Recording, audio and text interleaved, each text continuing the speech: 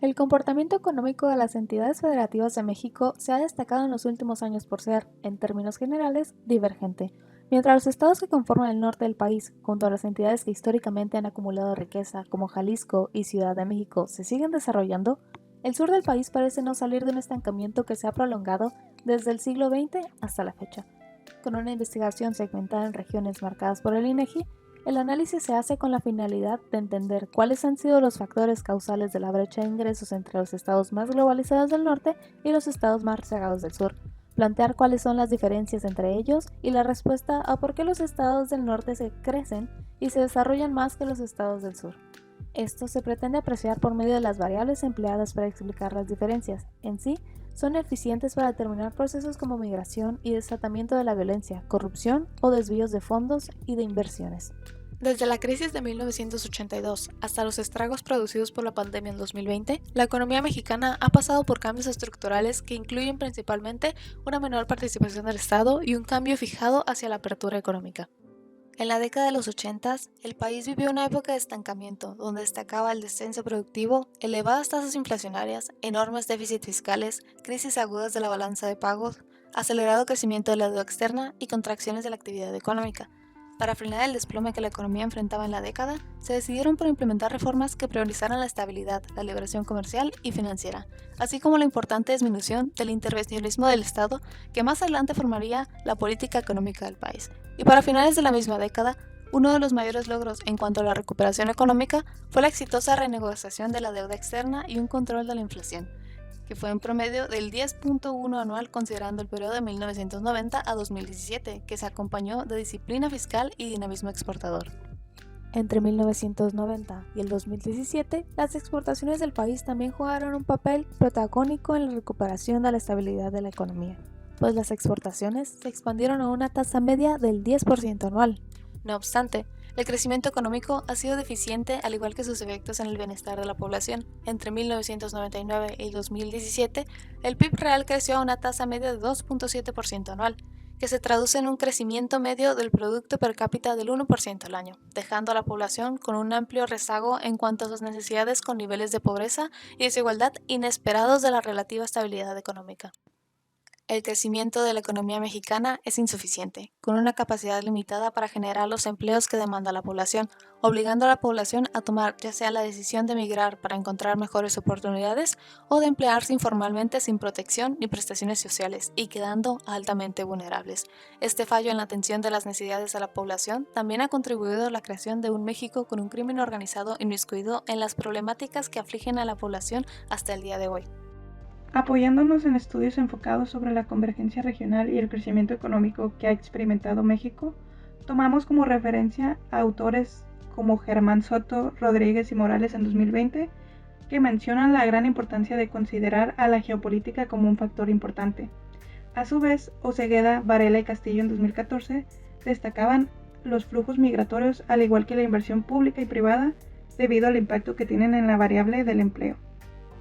Es por ello que las variables utilizadas a lo largo de este análisis para explicar el crecimiento económico, usando como base el PIB per cápita, representan la salud, la educación, el crecimiento de la población, el empleo, las exportaciones, el gasto público y el consumo de energía.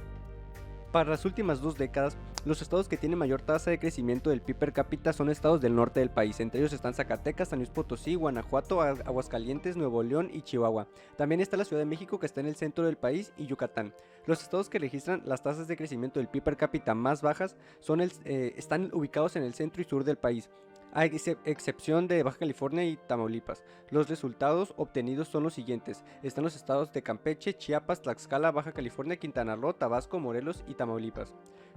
Considerando que 4 de los 6 estados con menor tasa de crecimiento se ubican en la zona sur del país, se puede atribuir a la baja actividad económica, tecnológica e industrial y a la brecha salarial que se mantiene entre los estados del norte y del sur, además de la informalidad que existe en el país. Mientras que para la variable salud, si comparamos las tasas de mortalidad infantil con el PIB per cápita, encontramos una relación negativa, pues los estados con menor PIB per cápita tienen menos recursos para atender el sector salud, ofreciendo peores servicios y una peor calidad de vida para sus habitantes que se refleja en una mala productividad. La educación mostró tener una tendencia positiva, sin embargo, la educación en México presenta sesgos, es decir, la calidad de la educación no es homogénea a pesar de estar dentro de un mismo país, provocado por los paros sindicales, incluso por la misma educación que recibieron los docentes de las regiones.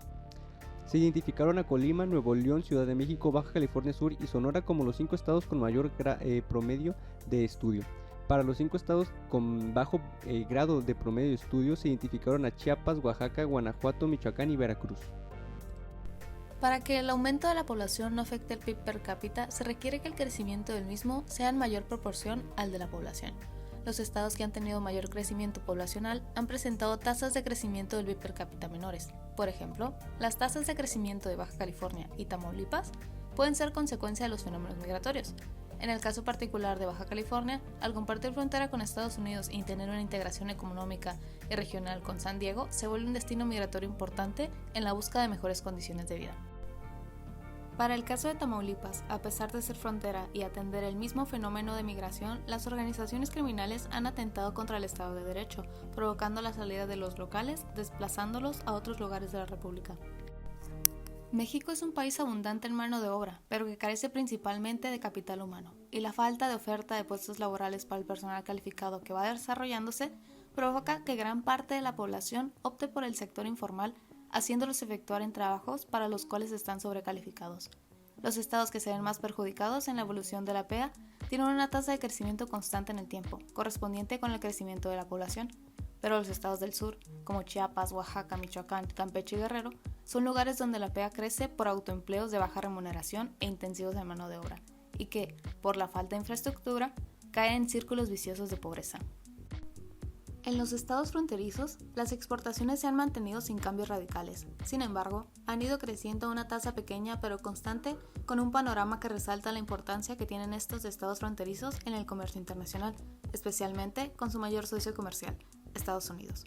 Los estados como Michoacán, Guerrero, Colima, Nayarit y Sinaloa también se han vuelto más competitivos en exportaciones gracias al sector agroindustrial. En el caso especial de Campeche, donde se refleja la industria petrolera del país, han ido cayendo debido al precio del crudo y la reducida productividad de Pemex en los últimos años. El gasto no muestra del todo la similitud entre los estados. El gobierno está ejerciendo su poder de gasto, pero los habitantes del estado no están recibiendo los beneficios que deberían de ser consecuencia de los egresos del mismo, lo cual puede generar suposiciones sobre una distribución ineficiente de los recursos públicos. Entre los estados con mayor consumo de energía se encuentran Sonora, Nuevo León, Chihuahua y Baja California. Todos forman parte de la región del norte del país. Para el caso de Sonora y Chihuahua se puede explicar que tengan un mayor promedio en el consumo de energía eléctrica por las condiciones climatológicas de altas temperaturas que requieren el uso diario de un sistema de aire acondicionado. Los 3 estados con menor consumo de energía por persona son Guerrero, Oaxaca y Chiapas, los cuales presentan menores tasas de inversión que los estados del norte, además de condiciones de infraestructura y tecnología menos desarrolladas que los de la frontera norte. Con lo anterior se puede inferir que debido a su retraso tecnológico el consumo de electricidad será menor en comparación a los estados en los que la globalización ya ha influido.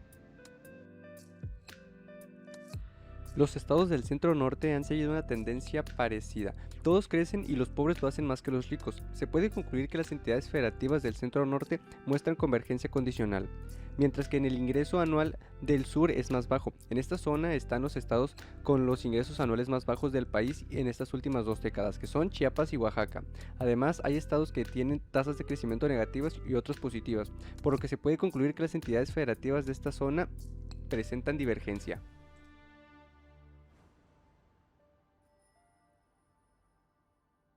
Las entidades federativas han presentado distintas tasas de crecimiento. Sin embargo, en el análisis de las variables se puede concluir que dentro de las mismas regiones se presencian diferencias entre los estados que las conforman.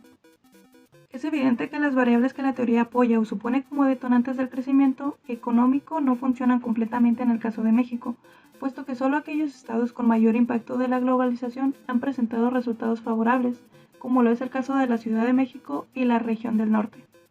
En conclusión, la segmentación por regiones sirve para contrastar la brecha que hay entre el crecimiento económico de los estados, pues hay retraso tecnológico en las regiones del sur. Esta brecha tuvo sus orígenes desde la inversión que realizó la administración de Porfirio Díaz e incluso ha incrementado con el paso de los años. Por tanto, se aprecia un círculo virtuoso entre el comportamiento de las variables analizadas para las regiones que cumplen con aquellas condiciones de globalización, mientras que hay un círculo vicioso para los estados del sur que no cumplen con ellas.